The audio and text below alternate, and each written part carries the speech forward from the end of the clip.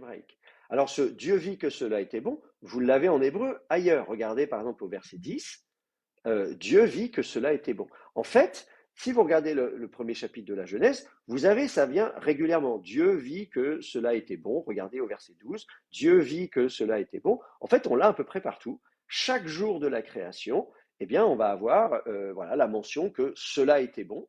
Et cette petite phrase, eh bien, curieusement, elle n'est pas au verset 8 dans la version hébraïque, mais elle est en grec.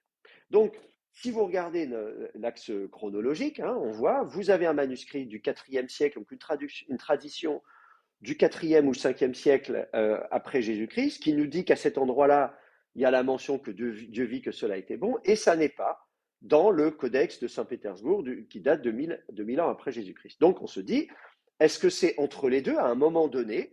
Bon, voilà, cette petite phrase, elle a été ajoutée ou enlevée du texte biblique. Donc ça, c'est le type de modification que vous allez observer assez régulièrement quand vous lisez votre Bible dans ces deux versions-là. Alors, est-ce qu'on va parler de falsification? Ça, on pourra en parler tout à l'heure. Pour l'instant, je pose les faits. Voilà, on commence par regarder la documentation qu'on a, les données qu'on a, et donc on essaie de comprendre ce qui a pu se passer. Alors, ça, c'est le travail qu'on faisait sur le texte biblique jusqu'à la découverte des manuscrits de Qumran. Et c'est vrai, vous en avez parlé quand vous m'avez présenté. Je travaille effectivement sur les manuscrits de Qumran, les manuscrits de la mer Morte de manière générale. Alors, la mer Morte, c'est une mer qui sépare aujourd'hui Israël et la Jordanie. Et il y a un fleuve, le Jourdain, qui coule du nord au sud. Et donc, ça marque une frontière aujourd'hui. Sur les rives de la mer Morte, et notamment les rives occidentales de la mer Morte, il y a des grottes, et dans ces grottes, il y avait des manuscrits. Le site archéologique qui a livré le plus de manuscrits, c'est un site qui s'appelle Qumran, qui est donc au nord de la mer Morte. On a retrouvé 900 manuscrits à la louche, un peu plus de 900 manuscrits, d'autres manuscrits dans d'autres grottes. Au total, on va dire qu'il y a à peu près 1 millier de manuscrits. Alors, pourquoi cette découverte a-t-elle bouleversé ce travail d'étude, d'évolution du texte biblique? Eh bien, précisément parce que ça nous a permis de remonter encore plus loin dans le temps. Les manuscrits de la mer Morte, si je les situe sur mon axe, il faut les situer là. Je vais vous les montrer, il faut les mettre là. Ce sont donc les manuscrits de la mer Morte, principalement Qumran, mais il y en a d'autres. Ils datent, grosso modo, de quelques siècles avant et après Jésus-Christ. Les plus anciens pourraient remonter jusqu'au 4e, voire 5e siècle avant notre ère. Donc, vous voyez, c'est quand même si je surligne, vous voyez, il faut imaginer que les manuscrits de la mer Morte, on va dire que ça va couvrir à peu près toute cette période-là. Donc, c'est très bien, ça nous permet de remonter plus loin que à la fois le Codex de Saint-Pétersbourg, à la fois le Codex Vaticanus. Donc, on se rapproche de la période des événements de la Bible. Donc, on est content, puisqu'évidemment, on veut se rapprocher au plus près possible des événements qui sont relatés dans la Bible. Et en même temps, en plus de ça, on a des manuscrits en hébreu, alors que vous vous souvenez que pour les manuscrits du 4e, 5e siècle, comme le Codex Vaticanus, on est en grec. Et donc, on avait la frustration de se dire, bah oui, mais moi j'étudie la Genèse, je veux bien essayer de passer en permanence du grec à l'hébreu, mais si je pouvais avoir de l'hébreu qui soit à la fois plus ancien, ce serait parfait. Et donc, eh ben, ça tombe bien, c'est le jackpot, et c'est ce qu'on a avec les manuscrits de la mer Morte. Je vais vous montrer à quoi ça ressemble. Voilà, je remets ma fenêtre ici. Ils sont disponibles, là encore, ils sont numérisés, ils sont disponibles sur Internet. Je vais vous montrer le manuscrit le plus impressionnant, le plus célèbre, c'est ce qu'on appelle le grand rouleau d'Isaïe. Vous avez un manuscrit qui fait 7 mètres de long, donc il est conservé à Jérusalem. Et donc, dans ce manuscrit, voilà, vous avez même la possibilité de le dérouler virtuellement. Alors là, on n'est pas dans un codex. Je disais tout à l'heure, un codex, vous empilez les feuilles, vous les reliez sur le côté. Là, c'est pas le cas. En fait, les feuilles sont cousues bout à bout. Je peux vous le montrer. D'ailleurs, on peut zoomer et vous allez voir ici, vous voyez, vous avez la ficelle. Je ne sais pas si vous voyez suffisamment bien. On voit la ficelle qui coud, il y a des points de couture, et la ficelle qui relie les feuilles. Donc là, les feuilles sont cousues, ne sont pas empilées les unes sur les autres pour faire un codex, donc un livre tel que nous on le connaît aujourd'hui, mais sont cousues bout à bout pour faire ce qu'on appelle un rouleau. Donc ce sont des rouleaux, les rouleaux de la mer Morte. Donc celui-ci fait 7 mètres de long, c'est un rouleau du prophète Ésaïe. Ou Isaïe ou Ésaïe, vous pouvez prononcer comme vous voulez. Donc on a l'intégralité du livre, donc c'est assez exceptionnel, C'est un rouleau qui date de 100 ans avant Jésus-Christ à peu près, hein.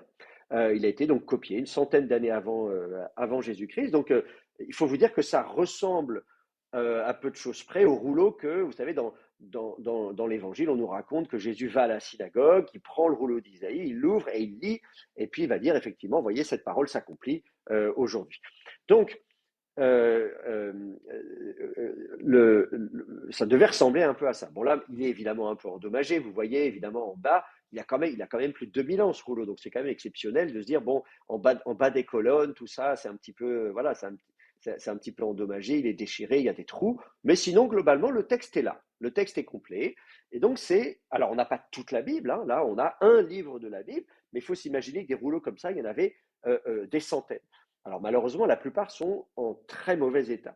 Celui-ci est bien conservé. Donc on peut jeter un coup d'œil en disant, tiens, voilà un texte du prophète Ésaïe qui est donc 1000 ans plus ancien que le codex de Saint-Pétersbourg. Vous voyez, là, vous avez le codex de Saint-Pétersbourg ici 1000 ans après Jésus-Christ. Vous faites un bond de 1000 ans en arrière et vous avez donc le rouleau d'Ésaïe.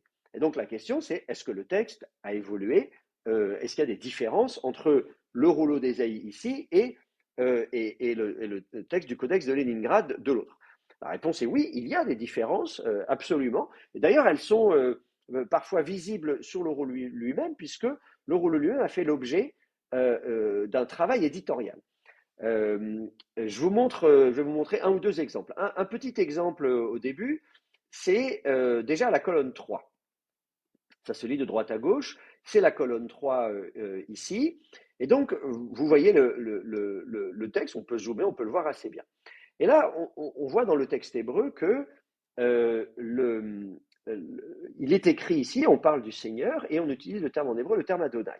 Adonai, en hébreu, c'est un titre, un appellatif, il dit « Ô Seigneur », etc. Voilà, donc vous appelez quelqu'un comme on dirait « Monseigneur », vous savez, quand on dit « Monsieur » en français, c'est « Monsieur », hein, c'est comme ça que ça s'écrit, et le sieur, c'est le Seigneur, donc ça veut dire Monseigneur. Donc c'est un titre honorifique, on appelle quelqu'un « Bonjour Monseigneur », etc. Ça, voilà, donc voilà, quand on fait des courbettes. Et donc, bien sûr, Dieu est le Seigneur par excellence, donc on l'appelle Seigneur. Sauf que là, le texte a été corrigé, il y a des petits points en dessous, c'est l'équivalent des ratures à l'époque, et au-dessus, on a mis 4 lettres, le tétragramme Yahvé. Et on dit, ah non, dans ce passage-là, il ne faut pas dire Adonai, il faut dire Yahvé. Et donc, on comprend qu'on hésitait en disant, est-ce qu'il faut dire le Seigneur, est-ce qu'il faut dire Yahvé? Et d'ailleurs, à la ligne suivante, on voit le phénomène inverse, c'est-à-dire que le scribe, au départ, a copié donc Yahvé, le tétragramme, le nom de Dieu en toutes lettres s'appelle Yahvé, et que pareil, on a corrigé ça, on dit ah non, là cette fois-ci c'est le contraire, il ne faut pas dire Yahvé, il faut dire Adonai. Et donc ce type de correction, c'est très intéressant parce que ça nous permet de savoir qu'à l'époque, il y avait des débats sur qu'est-ce qu'on fait du tétragramme, le nom de Dieu, puisque les 10 commandements, on nous dit qu'il ne faut pas prononcer le nom de Yahvé pour rien, en vain, le nom de Dieu, et donc la question est de savoir, mais quand est-ce que c'est légitime, quand est-ce que ça risque d'être un mauvais usage? Eh bien, le plus simple, si on ne veut pas se prendre la tête et si on ne veut pas prendre de risques, principe de précaution, eh bien, on le prononce jamais. Et donc là, on a la preuve, grâce à ce rouleau, que déjà 100 ans avant Jésus-Christ, dans certaines communautés juives, peut-être pas toutes, mais dans certains milieux juifs, on avait déjà décidé qu'il ne fallait pas prononcer le tétragramme, ou en tout cas que si on ne prononçait pas le tétragramme, on allait lui substituer le titre Seigneur. Parce qu'on peut substituer d'autres titres, hein, on peut dire autre chose. D'ailleurs, dans une tradition juive aujourd'hui, qui remonte d'ailleurs au Moyen-Âge, au lieu de dire Dieu, enfin le tétragramme Yahvé, on va dire Hachem, qui veut dire le nom en hébreu. Donc, vous voyez, le tétragramme, je peux lui substituer différents titres, Adonai, Hachem, Shema en araméen, etc. Il y a plein de solutions, mais on voit que la solution qui avait été privilégiée déjà 100 ans avant notre ère, c'était donc de substituer le titre Seigneur. Ô Seigneur, c'est-à-dire Adonai en hébreu. Donc ça, on le voit, on voit qu'il y a des différences dans ce manuscrit de cet ordre. Alors là encore, falsification ou pas, vous me direz ce que vous en pensez. Ce qui est sûr, c'est que le texte évolue, mais il évolue en fonction de la théologie, c'est-à-dire en fonction de ce que les gens croient de Dieu et de leur rapport à Dieu. Il y a quelques évolutions un peu plus, on en voit à peu près partout. Si vous parcourez le rouleau, vous verrez des insertions comme ça entre les lignes, avec parfois des mentions un peu plus longues. Regardez ici, on a un exemple où euh, entre deux lignes, hein, l'interligne est régulier. Hein, vous voyez, normalement, on a tracé à la pointe sèche avant, on a fait des lignes. Vous savez, c'est comme que vous avez des lignes d'écriture quand vous apprenez à lire ou quand vous achetez des cahiers ou des feuilles de cours avec, déjà avec des lignes. Les lignes sont à intervalles réguliers et à un moment donné, là, le texte est tout tassé. Alors, c'est pas parce que le scribe a d'un seul coup resserré le texte. Non, non, il a gardé l'interligne qu'il avait habituellement, mais là, il a décidé entre ces deux lignes, d'ajouter une ligne supplémentaire. Donc cette ligne, elle a été ajoutée après coup, et on se dit à quel moment est-ce qu'elle a été ajoutée. On sait qu'elle a été ajoutée après que le rouleau a été copié, puisqu'en fait, même quand on arrive à la fin, ça s'écrit de droite à gauche, quand on arrive à la fin, dans la marge entre les deux feuilles, vous voyez, le texte continue cette fois-ci à la verticale. Alors, je ne sais pas si vous faites comme ça, mais il y a des gens, quand ils prennent des notes sur leur cahier, il y a des notes un peu partout, ça va dans tous les sens. Ben là, c'est un petit peu ce qu'on observe. Donc, on voit qu'à un moment donné, ce rouleau, il a été modifié, on a décidé d'ajouter un verset. Donc, ça arrive de temps en temps, il y a un verset qui est ajouté ou enlevé. Ça, c'est vrai pour le rouleau d'Isaïe, c'est vrai aussi pour les autres livres. Par exemple, j'ai écrit un article, vous pouvez télécharger sur mon site internet, sur les rouleaux du prophète Jérémie.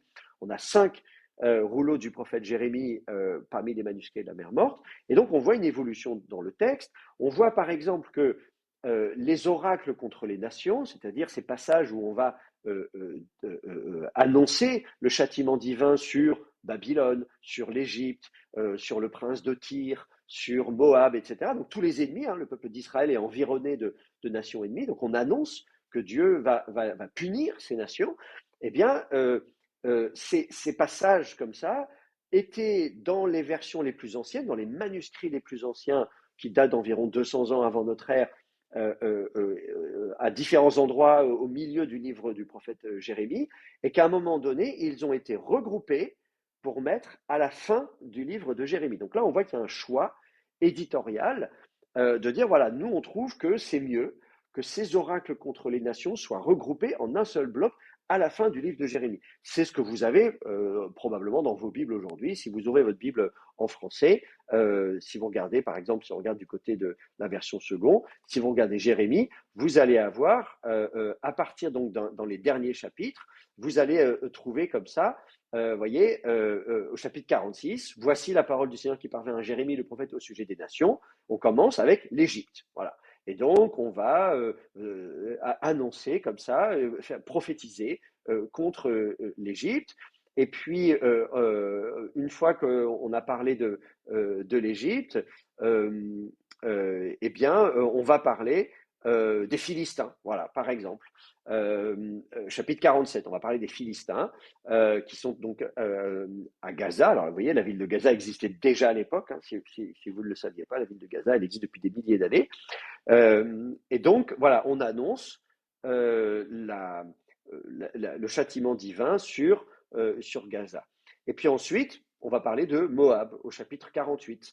Et donc, on va annoncer la destruction de Moab, le châtiment divin sur Moab, etc., etc. Donc, vous voyez, ici, dans votre Bible actuellement, quand vous lisez tous ces oracles sur les nations, ils sont répartis à la fin du livre de Jérémie, chapitre 49, sur les Ammonites, Jérémie 49, etc., etc., etc. Voilà. Donc, en fait, tous ces oracles contre les nations qui sont actuellement regroupés à la fin du livre de Jérémie, vous avez le chapitre 50, Babylone, etc. Ben, tous ces oracles, en fait, si vous regardez les plus anciens manuscrits du livre de Jérémie, les anciennes versions, eh bien, en fait, ils étaient à d'autres endroits du livre. Donc, ils ont été déplacés et regroupés. Donc, ça, c'est grosso modo ce qu'on peut dire sur l'évolution du texte biblique grâce au manuscrit de la mer morte, disons, au tournant de notre ère. Alors, est-ce qu'on peut remonter encore plus loin dans le temps?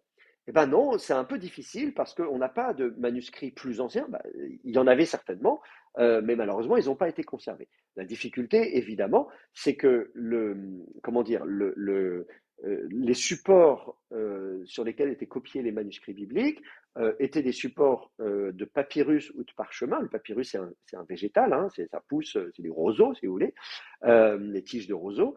Le parchemin, c'est de la peau animale. Dans tous les cas, ce sont des supports qui sont fragiles et qui se désagrègent avec le temps. Ça résiste moins bien que la pierre. Alors évidemment, si on avait des textes bibliques gravés dans la pierre, ils résisteraient mieux dans le temps. Mais ça n'était pas la tradition. La pratique dans l'Israël de l'Antiquité, c'était donc d'avoir des supports plutôt organiques, notamment du papyrus. Donc il y avait probablement des manuscrits 7e, 8e, 9e siècle avant notre ère, mais ils ont aujourd'hui disparu.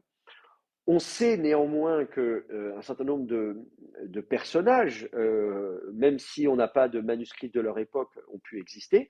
Par exemple, j'ai marqué David là ici sur l'axe chronologique comme un repère chronologique environ 1000 ans avant notre ère. On sait que le roi David a existé puisqu'il est mentionné. Alors, on n'a pas de manuscrit biblique de cette époque, mais on a donc deux inscriptions qui le mentionnent. Je vais les noter à l'écran. Donc là, ce ne sont pas des manuscrits bibliques eux-mêmes, mais vous allez avoir la stèle de Mécha et la stèle de Tel Dan. Donc ça, ce sont des découvertes archéologiques qui nous permettent de vérifier si effectivement tel ou tel épisode ou tel personnage de la Bible a pu exister. Alors bien sûr, c'est le hasard des découvertes archéologiques. Si je prends l'exemple de la stèle de Mécha, je vais vous la montrer là encore à l'écran. Elle est en France, au Louvre, au musée du Louvre à Paris. Et donc, elle a été découverte en 1868. Voilà à quoi elle ressemble. Là encore, tout ça, c'est des données que vous pouvez assez facilement vérifier. Elles sont en ligne. C'est une stèle qui fait à peu près 1 mètre de haut, qui a été érigée par un certain roi Mécha, qui s'appelle Mécha, roi de Moab. Alors c'est intéressant parce que ce roi, il est mentionné dans la Bible. Si vous prenez le livre des rois, deuxième livre des rois, au chapitre 3, vous allez avoir un récit, vous voyez, on nous dit au verset 4, Mécha, roi de Moab, était éleveur, il payait au roi d'Israël un tribut de 100 000 jeunes béliers et de 100 000 béliers adultes avec leur laine. À la mort d'Akab, le roi de Moab se révolta contre le roi d'Israël. Alors, voilà, et donc il va y avoir une bataille. Ce roi Mécha de Moab, là encore, on pouvait se poser la question, mais a-t-il existé? Est-ce que c'est un personnage de fiction? Ou bien est-ce qu'il y a quand même une réalité historique derrière le texte biblique? Alors, on pouvait se poser la question parce qu'on ne trouvait rien en archéologie, mais bien sûr, c'est le hasard des découvertes. On a découvert cette stèle, donc, qui a été érigée par lui-même, et donc nous permet de confirmer d'abord que ce roi Mécha a bel et bien existé, et puis surtout, ce qui est très intéressant, c'est que au bas de la stèle, on ne le voit pas très bien parce que malheureusement le texte est endommagé, mais j'ai justement là encore écrit un article que vous pouvez télécharger sur mon site internet. Tout ça c'est en anglais malheureusement parce que bon, aujourd'hui quand on écrit des publications scientifiques, techniques sont le plus souvent en anglais maintenant, eh bien on voit qu'il mentionne vraisemblablement la dynastie du roi David. C'est-à-dire que à son époque, lui, il a vécu à peu près 800 ans avant Jésus-Christ, donc il n'est pas un contemporain du roi David, mais il dit que le roi en place, il évoque d'ailleurs plusieurs rois d'Israël, il mentionne le roi Omri, il mentionne le roi Akab. Je crois que vous avez d'ailleurs sur Wikipédia, vous voyez, vous avez une traduction française, et donc vous pouvez voir la mention du roi Omri. Et donc, voyez, donc il y a bien, on a la confirmation de l'existence du roi, du roi Omri. Mais donc, ce qui est intéressant, c'est donc sur la fin, évidemment, il y avait. Alors là, évidemment, la traduction est pas celle. Il ne mentionne pas comment dire, la présence du roi David ici, puisque précisément, ça fait partie des travaux que j'ai publiés récemment. Donc, il faut vous télécharger sur mon site internet mon article. Je ne suis pas le premier à l'avoir proposé, hein. André Lemaire l'avait proposé déjà en 1993. Donc ça fait déjà un certain temps que ça a été proposé qu'on pouvait effectivement lire la mention du roi David ici. Alors, une autre stèle qui mentionne le roi David, c'est la stèle de Tel Dan. Je vais vous la montrer également. Voilà, donc vous avez encore des photos pareil sur Wikipédia. Et donc sur ce fragment-là de la stèle de Tel Dan, alors cette fois-ci elle a été érigée, alors elle est cassée, donc on n'a pas tout, mais vraisemblablement par le roi de Damas, hein, le roi araméen, suite à une guerre avec le roi araméen. Donc là encore, vous trouvez mention de ça dans le livre des rois.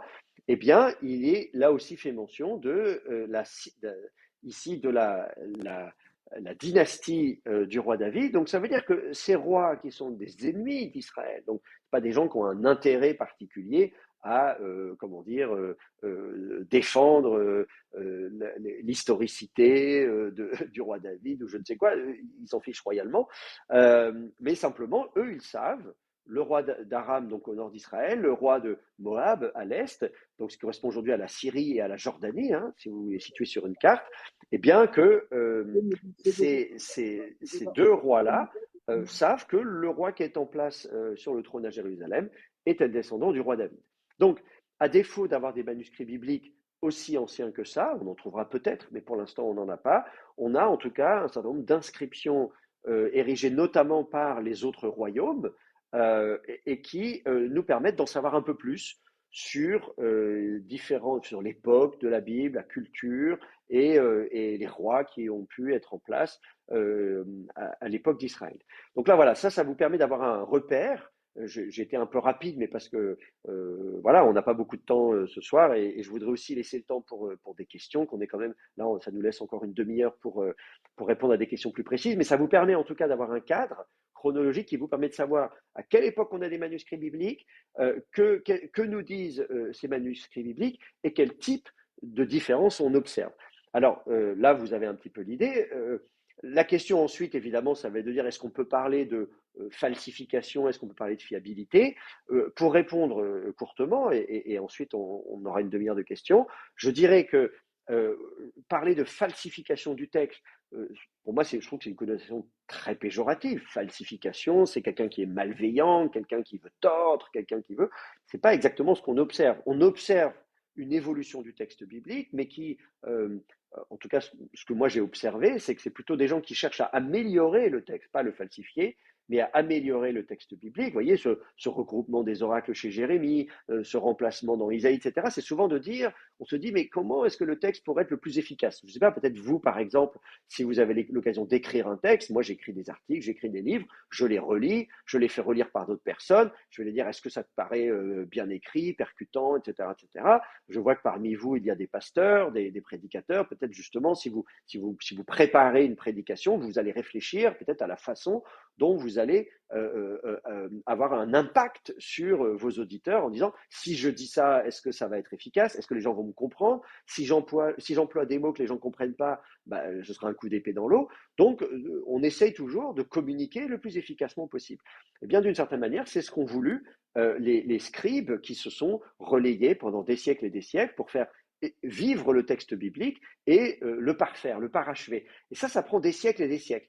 Vous voyez, aujourd'hui, on inaugure à Paris la cathédrale Notre-Dame de Paris, qui a été détruite dans un incendie, en tout cas endommagée il y a 5 ans. Eh bien, une cathédrale, ça met en principe des siècles à être construit. Vous faites d'abord le gros œuvre et ensuite vous regardez tous les petits détails. Donc oui, quand on regarde l'évolution des manuscrits bibliques, on observe ce souci du détail. De dire, tiens, ici je vais faire ça, ici je vais faire ça, pour aboutir à un texte, à un moment donné, dont on va estimer qu'il est voilà, qu'il est fini, il est parfait, on dit c'est très bien, et on est très content du texte et on n'y touche plus. Mais ça, c'est un processus qui va donc s'achever au début de notre ère, ça va prendre plusieurs siècles et ça va finalement se stabiliser, le texte va être stabilisé au début de notre ère. Donc, modification du texte, oui, modification intentionnelle, tout à fait. Les scribes sont parfaitement conscients qu'ils font bouger le texte biblique, mais selon moi, il ne s'agit pas de falsification, c'est pas la falsification, une intention de tordre le sens du texte, mais au contraire, de faire en sorte que le texte soit le plus compréhensible possible, qu'il ait le plus d'impact possible, surtout quand la langue évolue, et en disant, ben là, tel mot, on ferait mieux de remplacer par tel autre, etc. Pour ce qui est de la fiabilité historique, je vois que l'autre question qui est posée, est-il historiquement fiable? On peut dire que, grosso modo, on a un cadre historique qui est assez bien planté. Euh, Évidemment, la fiabilité historique, on ne peut pas l'évaluer parce qu'on manque tout simplement de données. Donc il y a tout un tas de choses. David, bon coup de bol, on découvre deux stèles qui mentionnent l'existence donc d'une dynastie de David. Donc ça veut dire qu'il a existé. Le roi Mécha, de la même manière, on sait qu'il a existé parce qu'on a trouvé une stèle. Il y a évidemment tout un tas de personnages. On n'a pas eu la chance de découvrir une stèle qui pourrait confirmer ou infirmer leur existence. Cela étant, même quand on vérifie l'existence d'un personnage, ça ne nous dit rien sur le détail. Vous voyez, David a existé, bon, est-ce que ça veut dire que le petit David était berger, qu'il jouait de la harpe? Vous voyez ce que je veux dire? L'archéologie, elle ne va pas vous dire si David jouait de la harpe, elle ne va pas vous dire si David a terrassé le géant Goliath, on ne va pas retrouver la fronde de David gravée à son nom, avec les cailloux gravés à son nom. Vous voyez ce que je veux dire? On ne peut pas comment dire, trouver ce genre de choses, et c'est pour ça que d'une certaine manière, parler de fiabilité, je trouve ça intéressant parce que c'est la foi. Le mot fiable vient c'est la même racine que le mot foi. Et en fait, la foi, elle ne se base pas uniquement sur la science. Il ne s'agit pas uniquement de dire qu'est-ce qu'on sait d'un point de vue de l'histoire ou de l'archéologie. Croire en Dieu, ce n'est pas uniquement une question de preuves archéologiques ou historiques. La foi, c'est précisément dépasser ce qu'on sait pour passer dans le croire. On n'est pas juste dans la science, on est dans la foi. Et donc, je pense que c'est ça qui est important, et de se dire que finalement la foi, c'est quelque chose de très personnel, et elle procède le plus souvent d'une expérience personnelle, d'une rencontre. Souvent, les gens se convertissent à une religion ou une autre parce qu'ils ont fait une expérience personnelle très forte, et pas uniquement parce qu'on leur a montré une photo d'une stèle dans un musée. Donc c'est important évidemment de faire de l'histoire, de faire de l'archéologie. Je le fais, et donc je suis le premier à trouver que c'est très important de le faire. Mais je pense qu'il faut peut-être aller un peu plus loin que ça pour discuter aussi de l'expérience personnelle, avec pour vous-même votre expérience, les personnes avec lesquelles vous êtes amené à discuter, et de savoir finalement quel est le ressenti de chacun. Voilà, je m'arrête là, je ne veux pas être trop long, et je vais laisser du temps pour des questions. Merci. Merci beaucoup, merci beaucoup, merci beaucoup, cher professeur. En tout cas, ça a été d'une grande richesse pour nous parce que grâce à vous, nous avons eu accès à un certain nombre d'éléments qu'on n'avait pas. Et merci beaucoup. C'était même le but de ce live. À cela, nous allons maintenant entrer dans les questions. Je vais poser une question simple en disant ceci. En prenant le manuscrit d'Ésaïe que vous nous avez soumis, si on traduisait ce manuscrit en français, est-ce que le chrétien, parce que nous sommes chrétiens, allons-nous trouver, continuerons-nous, allons-nous trouver les mêmes éléments que nous avons dans la traduction, bien la Bible que nous avons aujourd'hui, ou bien ça serait tout un autre univers, comme par exemple Ésaïe 9, le verset 5, où dit un fils nous est né, on l'appellera admirable, conseiller. Est-ce que la traduction de ce manuscrit de la même Morte d'Ésaïe va-t-il nous emmener dans un autre univers qui n'a rien à voir avec le cadre que nous avons actuellement, nous les chrétiens? Voilà la question que j'aimerais vous poser et pour jeter le pavé dans la mare. Oui, d'accord. Alors merci, c'est une très bonne question. Alors effectivement, il faudrait traduire en français ce rouleau, comme ça vous permettrait. Attendez, je vais essayer de l'afficher, mais il faudrait que je me souvienne. Ah oui, c'est plus haut, c'est là. Voilà. Euh, euh, alors, c'est en projet. Figurez-vous que c'est un vieux projet que j'ai. J'avais d'ailleurs commencé à traduire peut-être la première colonne, ou je sais plus. J'avais montré ça à ma mère. Ma mère, elle aime beaucoup le prophète Isaïe, son prophète préféré. Et j'avais donc fait lire ça à maman. Et ma mère, elle dit, ah bah oui, on reconnaît bien sûr, c'est le prophète Isaïe. Et en même temps, il y a des petites différences à droite, à gauche. Donc ça permet de redécouvrir, c'est très intéressant, parce que pour quelqu'un qui connaît par cœur le texte biblique, eh bien, ça permet de stimuler. Alors, donc ça n'existe pas encore une traduction française. En anglais, ça existe, une traduction anglaise complète, mais en français, ça n'existe pas. C'est en projet. Alors, on a une édition bilingue des manuscrits de la Mer Morte qui s'appelle la Bibliothèque de Qumran. Ce sont des ouvrages rouges d'édition du Cerf. On a déjà fait tout le Pentateuque. Donc, si vous vous intéressez au Pentateuque en disant, mais quand même, est-ce qu'il y a des rouleaux de Qumran qui ont un texte qui a des différences et quelles sont ces différences, bah, vous l'aurez. Il suffit que vous regardiez ces volumes-là et vous pouvez regarder et vous verrez, vous avez même un index des versets. Donc, si vous vous intéressez à un verset en particulier, vous pourrez voir très vite s'il y est. Alors, vous voyez, par exemple, vous vous intéressez au verset 5, un enfant nous est né, un fils nous est donné, ça tombe bien parce que ça va être Noël, donc c'est voilà, sa souveraineté, il a la souveraineté sur son épaule, on l'appelle du nom de conseiller étonnant, Dieu héros, Père éternel, prince de paix.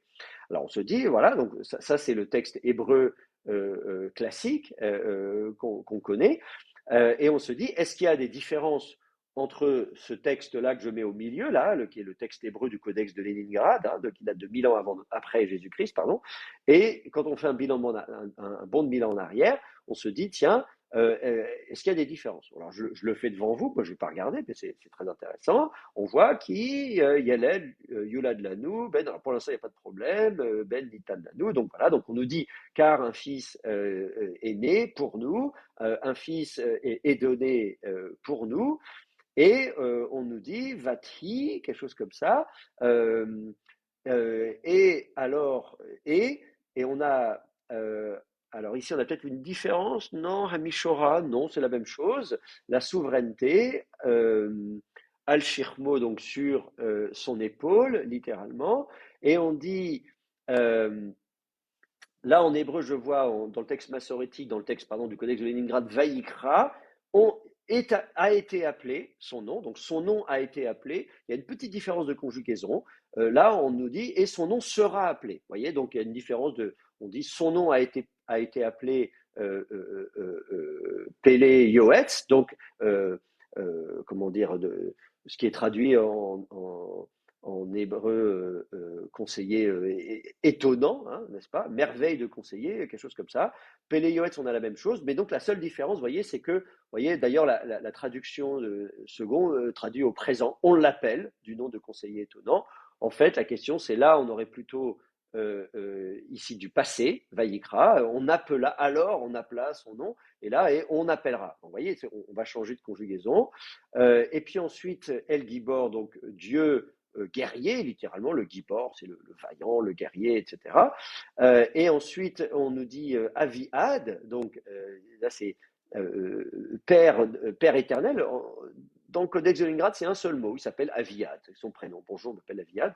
Là, ici, on a mis un espace entre les deux mots, donc c'est littéralement vraiment Père éternel. Et puis ensuite, Sar Hachalom, là encore, on a la différence qu'il y a, c'est que dans le Codex de Léningrad, on dit Sar Shalom, c'est-à-dire prince de paix, alors que là, on a Sar HaShalom, c'est-à-dire prince de la paix. Vous voyez, la différence, c'est la présence de l'article.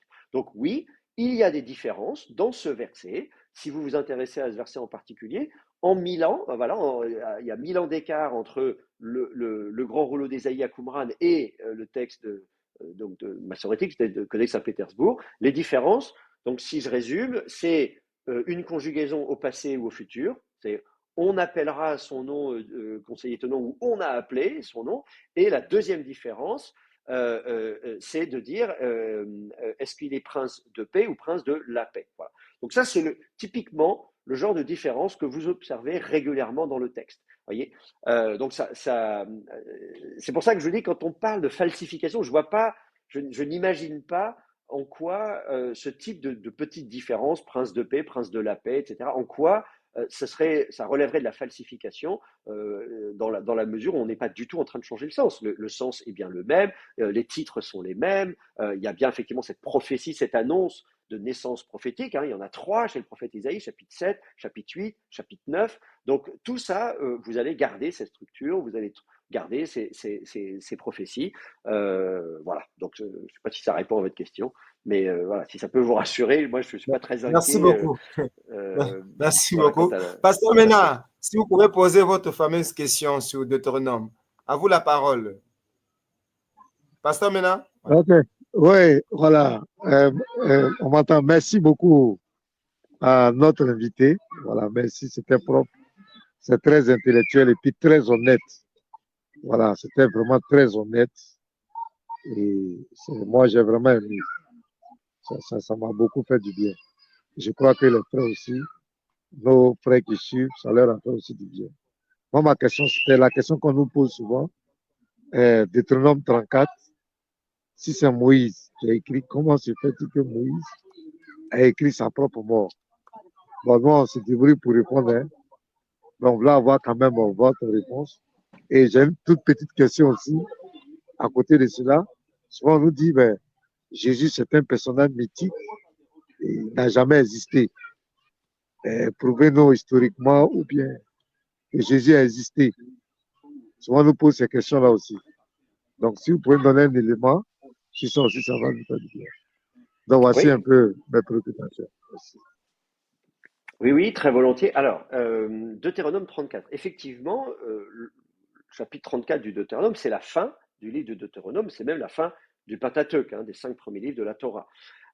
Et donc, on nous raconte notamment la mort de Moïse. Effectivement, regardez verset 5, Moïse, serviteur du Seigneur, mourut là au pays de Moab sur l'ordre du Seigneur. Il l'ensevelit dans la vallée au pays de Moab, etc. Personne ne sait où est sa tombe jusqu'à ce jour.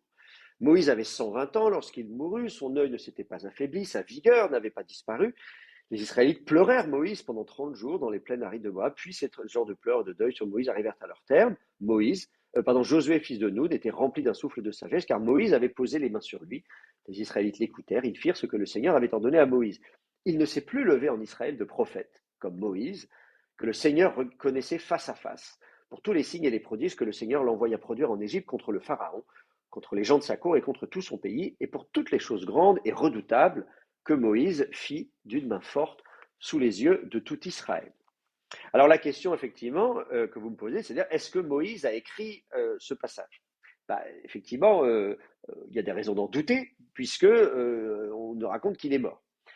Mais même avant d'en venir là, il n'y a pas que ce passage de Deutéronome qui pose question. D'abord, vous remarquez qu'on parle de Moïse à la troisième personne. Moi, si j'écris ma vie, je parle à la première personne. Pensez par exemple au livre de Néhémie. Dans le livre de Néhémie, Néhémie dit, moi j'ai fait ceci, j'ai fait cela, Seigneur, souviens-toi quand même de ce que j'ai fait. Pensez à l'évangile selon Luc. Luc et qui écrit ensuite les actes des apôtres. Eh bien, Luc est un collaborateur de l'apôtre Paul, et d'ailleurs, il dit, nous partîmes, etc., etc. Donc, il s'inclut, parce qu'il fait partie du voyage. Donc, il parle, il dit nous. Bon. Donc, en toute écrit ces passages-là, si Moïse avait écrit le Pentateuque dans son ensemble, le livre de l'Exode, ou je ne sais quel livre, ou le Deutéronome, etc., eh bien, il parlerait à la première personne. Il dit, moi, Moïse, bon, c'est pas le cas. Alors, on a quelques discours de Moïse. On a des passages où Moïse parle à la première personne. Ces passages-là sont introduits. On nous dit, Moïse prit la parole et dit, vous voyez, au début, on nous dit, telles sont les paroles que Moïse adressa à tout Israël, etc. Voilà. Et puis ensuite, en Transjordanie, au pays de Moab, Moïse décida d'expliquer cette loi. Il dit, deux points, ouvrez les guillemets, à l'Horeb, le Seigneur notre Dieu, etc. Donc oui, on peut faire parler Moïse à la première personne, on peut avoir des discours de Moïse, mais attention, on intègre un discours de Moïse dans un livre, qui est le Deutéronome, mais voyez bien, même au début du Deutéronome, on parle de Moïse à la troisième personne. Telles sont les paroles que Moïse adressa à tout Israël. Si c'est Moïse qui écrit ces versets, il dirait, telles sont les paroles que moi, Moïse, j'ai prononcées. Or, donc là, on voit bien que il y a, quand on parle de Moïse à la troisième personne, que c'est vraisemblablement pas lui qui a écrit ça, en tout cas, le texte ne prétend pas. On n'a pas un texte qui dit, moi, Moïse, j'ai écrit ce livre. Et donc, en fait, c'est un peu surprenant les gens qui disent, regardez, Moïse n'a pas écrit Deutéronome 34 parce qu'il est mort. Ben, je dis oui, non, mais si, non seulement il n'a pas écrit Deutéronome 34, mais il n'a pas écrit le Deutéronome tout court. À quel moment est-ce que c'est écrit que c'est Moïse qui a écrit le Deutéronome? Et Moïse ne prétend pas. Vous avez des livres où l'auteur se présente. Regardez, je ne sais pas, prenez, là encore, je prends encore un autre exemple, prenez l'Épître aux Romains. Paul, esclave de Jésus-Christ, apôtre par appel, mis à part, etc. Voilà, et il dit, c'est moi, Paul, j'écris. Voilà. Donc, quand Paul écrit une épître, il se présente, il dit, moi, Paul, je vous écris. Quand Luc écrit les actes des apôtres, il dit, moi, Luc, j'écris. Vous n'avez pas ça dans le Deutéronome. Dans le Deutéronome, on parle de Moïse à la troisième personne. Non seulement on parle de lui à la troisième personne, mais si je reprends le chapitre 34 plus précisément, non seulement il meurt, mais regardez ce qu'on dit de lui. On dit, il ne s'est plus levé en Israël de prophète comme Moïse que le Seigneur connaissait face à face, etc. Donc, on regarde l'histoire de Moïse avec une certaine distance. La personne qui dit ça pour dire il n'y a plus personne. Moi, je ne sais pas si je prends l'exemple en France du général de Gaulle à la Seconde Guerre mondiale. Si je dis il n'y a plus jamais eu de président de la République française de la carrure que le général de Gaulle, ça veut dire qu'il s'est passé du temps après la mort du général de Gaulle et au moment où moi j'ai suffisamment de recul pour dire il n'y a eu personne comme lui. Donc ça veut dire que l'auteur de ce texte, non seulement c'est pas Moïse, mais il a même vécu longtemps après Moïse, suffisamment longtemps pour dire il ne s'est plus levé en Israël de prophète comme Moïse. Et donc, de la même manière, quand on dit il a été enterré, et regardez ce qu'on a dit, on a vu tout à l'heure, on nous dit qu'il a été enseveli. Où est-ce que c'est Voilà. Et on nous dit, personne ne sait où est sa tombe jusqu'à ce jour. Donc quand on dit jusqu'à ce jour, c'est-à-dire on ne vient pas juste de l'enterrer. Si on vient de l'enterrer, on dirait, on ne sait pas où est sa tombe, on l'a enterré hier, mais on a déjà oublié où il est enterré. Non, ça ne marche pas. C'est-à-dire que c'est des gens qui disent jusqu'à ce jour, il y a encore une grande distance temporelle entre le moment, entre l'événement qu'on raconte, c'est-à-dire la mort de Moïse, et le moment où on le raconte. En fait, l'erreur vient du fait que la tradition juive, déjà avant notre ère, pré-chrétienne, avant notre ère, la tradition juive avait dit que Moïse était l'auteur du Pentateuque. On avait cette idée que Moïse est l'auteur du Pentateuque. Et donc, des auteurs juifs, déjà à l'époque de Jésus, étaient bien embarrassés par ça. Il y a deux auteurs juifs très connus à son époque. Il y a Philon d'Alexandrie, un juif qui a vécu à Alexandrie en Égypte, et qui était un philosophe, un théologien juif, qui est à peu près contemporain de Jésus. Il n'a pas connu Jésus, mais il a vécu à la même époque. Et lui, il dit, bah oui, mais nous, on dit que c'est Moïse qui a écrit le Pentateuque, alors que c'est pas marqué. Le Pentateuque lui-même ne dit pas que Moïse a écrit le Pentateuque. Donc, si la Bible ne dit pas que Moïse a écrit le Pentateuque, pourquoi lui faire dire ce qu'elle ne dit pas? Mais bon, il est embarrassé. Et alors, sa solution, évidemment, c'est de dire, eh bien, Moïse a été inspiré par Dieu, et donc, avant sa propre mort, il a été capable, sous l'inspiration divine, de raconter sa mort qui n'était pas encore arrivée, comme si elle était déjà arrivée, et de l'écrire au passé. Voilà. Bon.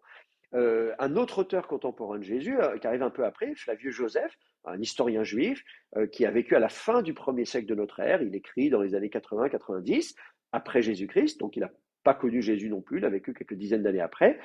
Il se pose la même question et il fait la même affirmation. Il dit, écoutez, voilà, Moïse a prophétisé sa propre mort, c'est lui qui l'a bien écrit, et donc, voilà, il a fait en sorte que... Alors, évidemment, vous pouvez croire ça si vous voulez.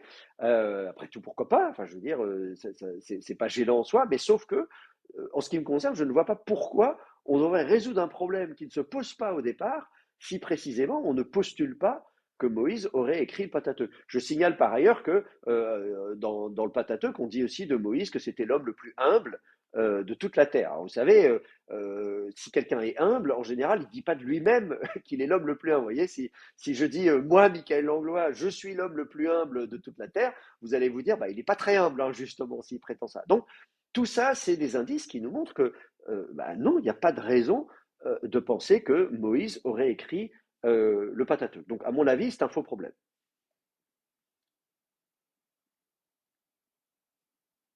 Ok, la deuxième question du pasteur, c'était par rapport au Seigneur Jésus-Christ. Ah oui, c'est ça. Oui, pardon. Mais oui, deuxième question. L'historicité de Jésus. Alors, effectivement, si on s'intéresse aux preuves, aux éléments, disons, découvertes archéologiques qui permettraient de démontrer l'existence de tel ou tel personnage. On a parlé du roi David, il y a d'autres rois, on a vu le roi Omri, enfin je pourrais citer un certain nombre d'autres rois, Jéhu, tout ça, donc qui sont mentionnés comme ça sur des inscriptions. On se dit, bon, mais alors, et Jésus? En fait, la difficulté, c'est que les personnages qui sont mentionnés sur ce type d'inscription, ce sont, comment dire, la stèle de Mécha, la stèle de Tel Dan, ce sont des stèles de victoire érigées par des rois. Voilà, donc les rois érigent des stèles, ils racontent leurs batailles contre d'autres royaumes, etc. Donc c'est ce type d'événement qu'on a gravé. Donc ce sont des souverains. À l'époque de Jésus, si on regarde par exemple le dirigeant à l'époque de Jésus, c'est pas un roi, c'est un gouverneur, c'est Ponce Pilate. Donc Ponce Pilate, il faut le mettre ici, là. Ponce Pilate, eh bien, il y a aussi l'inscription, il y a une inscription de Ponce Pilate. Pareil, c'était comme pour le roi Mécha de Moab, il n'était pas attesté en archéologie, donc on peut dire, Ponce Pilate n'a jamais existé, c'est une œuvre, un personnage de fiction, etc., etc. Sauf que finalement, on a découvert l'inscription donc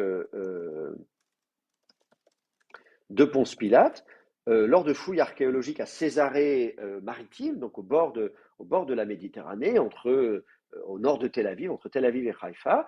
Et donc, on a découvert une inscription. C'est pas une stèle de victoire, comme on a vu tout à l'heure avec la stèle de Mécha, la stèle de Tel Dan. C'est un fragment d'une inscription qui devait orner, on peut le supposer, une corniche, une porte d'entrée, si vous voulez, puisque donc Ponce Pilate avait réquisitionné un palais qui avait été construit par le roi Hérode le Grand, un magnifique palais au bord de la mer, avec des thermes, avec un théâtre, avec un hippodrome, avec une piscine à plusieurs niveaux, une piscine à débordement, enfin bref, tout le luxe qu'on peut imaginer.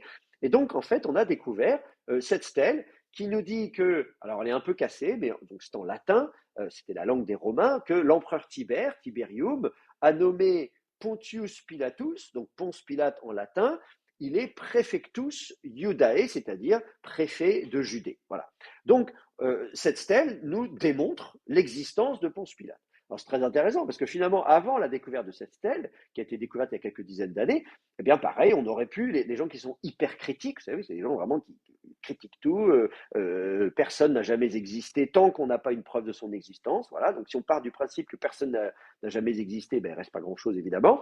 Et donc, en hyper critique, on aurait pu dire, bon, bah, Ponce Pilate n'a jamais existé. Bon, bah, ça y est, on a découvert, le hasard des découvertes, on a découvert une inscription monumentale qui signale que Ponce Pilate, non seulement il a bien existé, mais qu'en plus, il portait le titre de préfet de Judée. Les spécialistes d'histoire romaine se posaient la question de quel était son titre exact, parce qu'il peut être gouverneur, procurateur, etc. Bon, voilà, il était préfet, et qu'accessoirement, il avait sa résidence au bord de la Méditerranée, à Césarée-Maritime, et on peut le comprendre parce que Jérusalem, en hiver, il fait froid, il pleut, etc.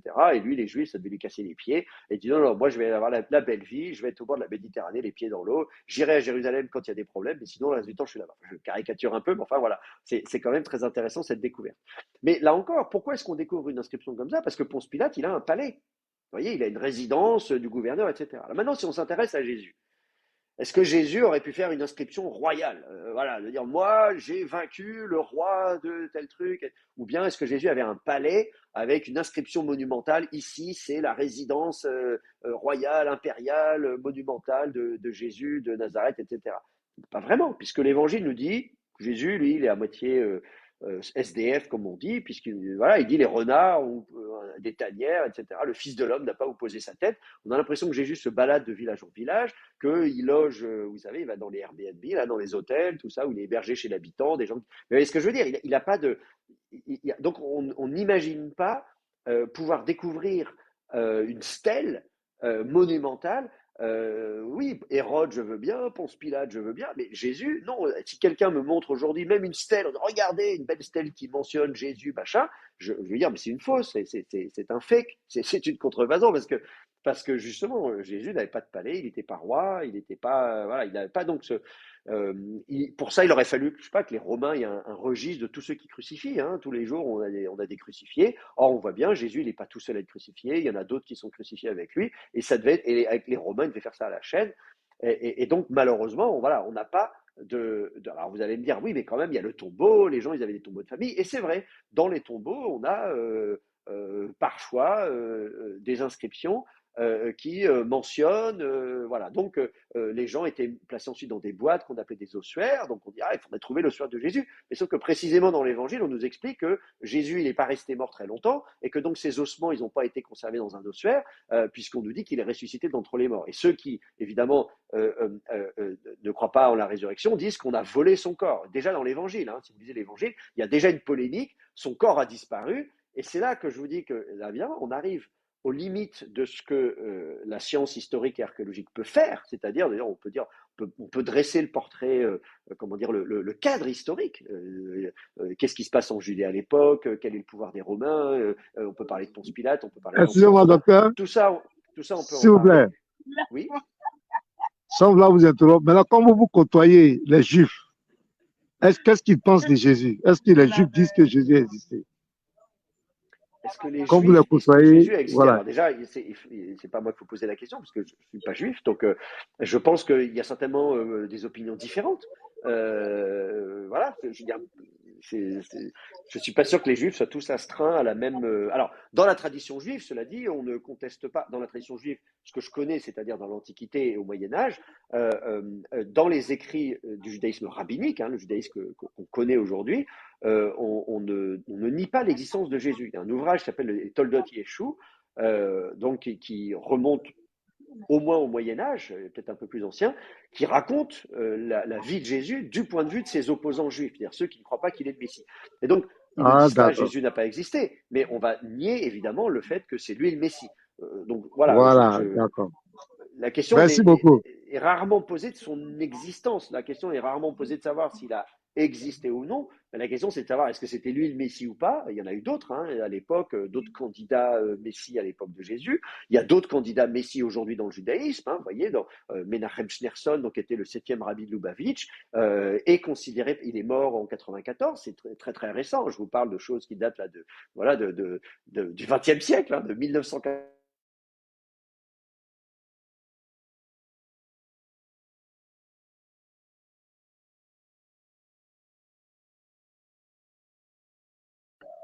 Les gars, vous avez vos questions? Je laisse. Et puis, Existé. La question, c'est plutôt de savoir est-ce qu'il était Messie ou pas. Voilà. Ok, d'accord. super. Merci. Super. Merci encore pour l'exposé. Et puis, nos Je vous en prie. auditeurs, voilà, ont posé quelques questions. Je ne sais pas si on peut passer rapidement parce que là, il ne nous reste plus beaucoup de temps. Mais par exemple, il y a M. Touré qui a demandé c'est quoi le nom du site pour la comparaison des versions de la, comment on appelle, des codex qui ont été trouvés. Parce que tantôt, vous avez utilisé un Ah site. oui, ça. C'est quoi le nom du site? Alors ça, évidemment, moi j'utilise un logiciel professionnel qui s'appelle Accordance, et vous pouvez acheter, effectivement, comme je vous dis, vous pouvez comparer le texte hébreu, grec, etc. Bon, tout ça, c'est pas sur Internet, c'est des logiciels Accordance. Vous pouvez aller sur le site Internet, ça s'appelle Accordance Bible, et vous pouvez acheter les modules qui vous intéressent. Ça coûte, malheureusement, ça coûte très cher. C'est des logiciels professionnels. Mais voilà, si vous arrivez à avoir suffisamment d'argent, vous pouvez effectivement vous acheter ce logiciel-là qui est très très bien fait, qui est fait par des professionnels. Ok, super, super, super. Et puis, l'autre question, il y a un autre auditeur qui a demandé Ésaïe 53. Que dit Ésaïe 53? C'est-à-dire, par exemple, la version du Qumran, peut-être versus ce qu'on a, mais il veut savoir que dit Ésaïe 53. Est-ce que ça dit sensiblement la même chose? Est-ce qu'on Oh, alors, est on peut capable de regarder, savoir? oui, sans forcément rentrer dans les détails, C'est ça. oui, il va y avoir, c'est la même chose que ce que je vous ai montré tout à l'heure, c'est-à-dire que euh, on peut regarder un verset, mais là on n'aura pas C'est le ça, temps un évidemment verset, c'est ça, de c'est tout ça. faire.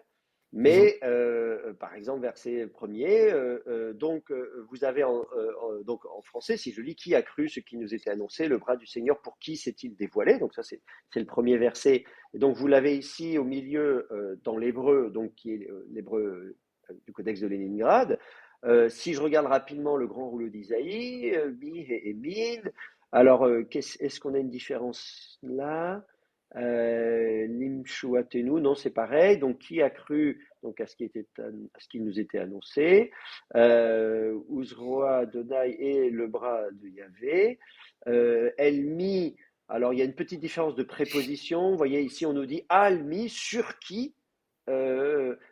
Almi Niglata, sur qui a-t-il été dévoilé? Alors que là, on a vers qui a-t-il été dévoilé? Bon, voilà. Donc, la seule différence dans ce verset, c'est une différence de préposition sur ou vers. Voilà, sur qui ou vers qui. Vous voyez, c'est traduit en français par pour. Pour qui s'est-il dévoilé? Et donc, il y a une petite différence de préposition entre les deux manuscrits. Donc, vous voyez, c'est ce que je vous disais, c'est le type de différence que vous observez, c'est ça. Vous allez en avoir un peu partout de différences, mais qui sont globalement mineures. Ok, super. Et moi, la dernière question que j'ai recueillie, il y a quelqu'un qui me parlait, est-ce que les lois, comment on appelle ça, de Moïse, les 12 commandements, sont-ils restés pareils? On s'entend toujours, c'est d'un point de vue sur le sens, tout ça. Est-ce que les 10 commandements sont-ils restés toujours pareils? Je pense que ça devait être un Oui, peu alors oui, la même effectivement, il y a pas de différence majeure pour les 10 commandements. Cela dit, là encore, le fait qu'il y ait des différences mineures dans les 10 commandements, vous l'avez déjà avant même la découverte de Qumran. Les 10 commandements, vous l'avez à 2 reprises dans le Pentateuque. Vous l'avez dans le livre de l'Exode et dans le livre du Deutéronome. Vous ferez l'exercice chez vous, hein, vous prendrez votre Bible, regardez Exode, chapitre 20, vous regardez ici comme ça, là, vous avez Exode 20, on va dire « Je suis le Seigneur ton Dieu », etc. Il y a une petite introduction, puis ensuite on dit « Tu n'auras pas d'autre Dieu devant moi, tu ne te feras pas de statue, ni aucune forme de ce qui est dans le ciel, etc. » Donc vous avez les 10 commandements, et puis ensuite, si vous allez voir dans les 10 commandements, dans le livre du Deutéronome, voyez, vous allez au chapitre 5, vous allez avoir de nouveau les 10 commandements. Verset 7, tu n'auras pas d'autre Dieu devant moi, tu ne te feras pas de statue. Donc en fait, vous avez déjà deux versions des 10 commandements dans le Pentateuque. Là, je ne parle même pas des rouleaux de la mer morte. Hein. Même vous prenez votre Bible là, en français, vous avez déjà deux versions. Et il y a déjà ce genre de petites différences que vous pourrez observer. Par exemple, pour ce qui est du sabbat, regardez verset 12 ici, observe le sabbat pour en faire un jour sacré. Donc voilà, il faut observer le sabbat. Et on explique pourquoi tu ne feras ni travail, etc. Tu te souviendras que tu as été esclave en Égypte et que le Seigneur ton Dieu t'a fait sortir, etc., etc. Puis ensuite, on dit honore ton père et ta mère. Voyez. Eh bien, si vous regardez le passage de l'Exode, chapitre 20, vous avez aussi les 10 commandements. Vous allez retrouver les 10 à peu près les mêmes. Mais si vous regardez le sabbat, par exemple, eh bien, on explique qu'il ne s'agit pas d'observer le jour du sabbat, mais de se souvenir. Donc, le verbe n'est pas le même. Donc, vous avez un verbe qui change. C'est des différences mineures, mais vous pouvez observer un changement de sens. Et puis, de la même manière, quand on dit pourquoi il faut se souvenir, on ne dit pas pourquoi le septième jour parce que tu as été esclave en Égypte, on dit non, car en 6 jours, le Seigneur Dieu a fait le ciel et la terre, etc. Et ensuite, on continue, honore ton père et ta mère. Donc, en fait, ce type de travail de comparaison de différentes versions d'un même texte, vous avez les 10 commandements, vous avez deux versions des 10 commandements dans votre Pentateuque, dans votre Bible, entre Exode 20 et Deutéronome 5, et vous avez déjà ce genre de petites différences. On change un verbe, on change une petite phrase. Donc ça, en fait, c'est des modifications que vous pouvez déjà lire avant même de vous intéresser au rouleau de la mer morte. Donc ce type de modification que vous lisez déjà dans votre Bible, quand vous avez deux versions du même texte, c'est pareil entre le livre de Samuel et le livre des Chroniques, par exemple, ou entre les différents évangiles du Nouveau Testament. Vous allez observer ce genre de petites différences. Et bien voilà, c'est ce type de différence que vous allez aussi observer dans les rouleaux de la mer morte, où on va changer un verbe par un autre. Est-ce qu'il faut se souvenir du sabbat ou observer le sabbat? C'est des différences mineures qui sont intéressantes quand même. Moi, je trouve très, très intéressant de faire ce travail détaillé d'étude de la Bible. Pour moi, la Bible, elle mérite qu'on s'y attarde et qu'on observe chaque mot, etc. Donc, pour moi, c'est très important de faire une étude très précise du texte biblique. Mais ça, donc, vous pouvez le faire. Et si, en plus de ça, vous pouvez évidemment étudier les langues bibliques et étudier les rouleaux de la mer morte, notamment, eh bien, vous pourrez comme ça décupler votre plaisir à étudier le texte biblique. Ok, merci beaucoup, merci beaucoup. Je ne sais pas si on vous appelle archéologue ou bien historien ou bien docteur. Alors, j'ai un doctorat, Évangéliste. donc vous pouvez m'appeler docteur, mais c'est pas grave, c'est pas très important. Merci beaucoup, oui. Frère Céleste, Allô? vous avez la parole. Vous m'entendez? Oui, frère Céleste, vous avez la parole. Ok, merci. Excusez-moi. Oui, excusez-moi. J'aimerais juste te poser une dernière question qui m'est montée. J'aimerais juste savoir, y a-t-il un livre, je sais pas, dans les différents manuscrits, des milliers de manuscrits qu'on a trouvés dans la grotte de Qumran, qui annoncerait un prophète qui sortirait du désert en conformité, pour essayer de voir avec ce que la sourate 7, le verset 157, que Allah, de le Coran dit que le nom de Muhammad est mentionné dans la Torah. Voilà, nous avons des données très, très anciennes, comme vous avez dit, le God de Qumran qui remonte à pratiquement plus de 4 siècles avant Jésus. Donc, on sous-entend qu'ils sont assez plus anciens que le Codex de Stalingrad ou bien le Codex Vaticanus. Y a-t-il une inscription quelque part dans ces manuscrits qui renvoie à un prophète qui sortirait du Hejaz? Juste ça, ma question. Ma dernière question. Alors, le prénom Mohammed n'apparaît pas dans la Bible. Après, disons, l'idée d'un prophète dans le désert, on l'a évidemment dans Isaïe chapitre 40, dans le désert, annoncer la venue du Seigneur, etc., etc. Vous connaissez peut-être ce passage dans Isaïe 40. Quelqu'un crie dans le désert, frayez le chemin du Seigneur, etc., etc. cette prophétie, elle ne nomme pas, elle ne dit pas qui est cette personne dans le désert, etc. Dans le judaïsme ancien, on a imaginé que ça pouvait s'accomplir à différentes époques. On a des rouleaux de Qumran, par exemple, qui imaginent que, et ça c'est dans le Pécher d'Habakkuk notamment, pour ceux qui veulent noter la référence, on imagine qu'en fait c'est le fondateur d'une communauté, peut-être même la communauté de Qumran d'ailleurs, qui a vécu au 2e ou 1er siècle avant notre ère, et que finalement c'est lui, ce prophète qu'on attendait, c'est lui. Dans le Nouveau Testament, on va dire c'est Jean le Baptiste, voyez, on va dire ce verset-là, c'est lui dont le prophète Ésaïe parlait dans le désert, était préparé le chemin du Seigneur, etc. Donc en fait, quand vous avez un texte comme celui d'Ésaïe 40 qui ne donne pas de nom, voilà, en fait, vous pouvez, vous pouvez l'appliquer à différentes époques, à différents personnages. Donc vous pouvez dire que c'est celui que les manuscrits de la main morte appellent le maître de justice, le Moréa de Sédek, en disant c'est lui en fait ce prophète dans le désert. Le Nouveau Testament va dire c'est Jean le Baptiste, c'est lui ce prophète dans le désert. Et puis les musulmans vont dire en fait c'est Mahomet. Mais, tout le monde peut dire ce qu'il veut d'une certaine manière. Vous voyez ce que je veux dire? Ça n'est pas dans le texte lui-même. Donc on ne peut pas dire que Muhammad, le prénom Muhammad est mentionné dans les textes bibliques, mais vous pouvez interpréter le texte comme vous le voulez. À partir du moment où le texte ne le dit pas, chacun peut dire ce qu'il veut. Mm-hmm. Ok, merci beaucoup, vraiment merci, cher enseignant, docteur, pour ce bel exposé. Je pense que nous tirons vraiment à la fin, et puis c'est certainement pas la fin. Quand on dit la fin, on pourrait peut-être avoir l'honneur de vous accueillir si le temps le permet, mais nous disons merci aux auditeurs qui sont connectés dans différents endroits, dans différents pays, et puis nous savons aussi les décalages compte tenu des fuseaux horaires. Donc vraiment nous tenons à dire merci, et donc c'est vraiment un enseignement, et puis côté historique nous avons beaucoup appris. Et donc je ne sais pas si notre invité a un mot de fin, une petite conclusion pour terminer. Écoutez, oui, merci encore de votre invitation. Merci à tous pour votre présence. Et puis, je ne peux que vous encourager à continuer à lire la Bible, à étudier la Bible, et puis surtout, vraiment l'étudier sérieusement pour pouvoir continuer à explorer. Comme je vous dis, on peut passer sa vie entière à creuser le texte biblique. Pour ça, il faut s'outiller, il faut étudier. Évidemment, ça prend du temps d'étudier les langues bibliques notamment, mais ça vaut la peine. Ok, merci beaucoup.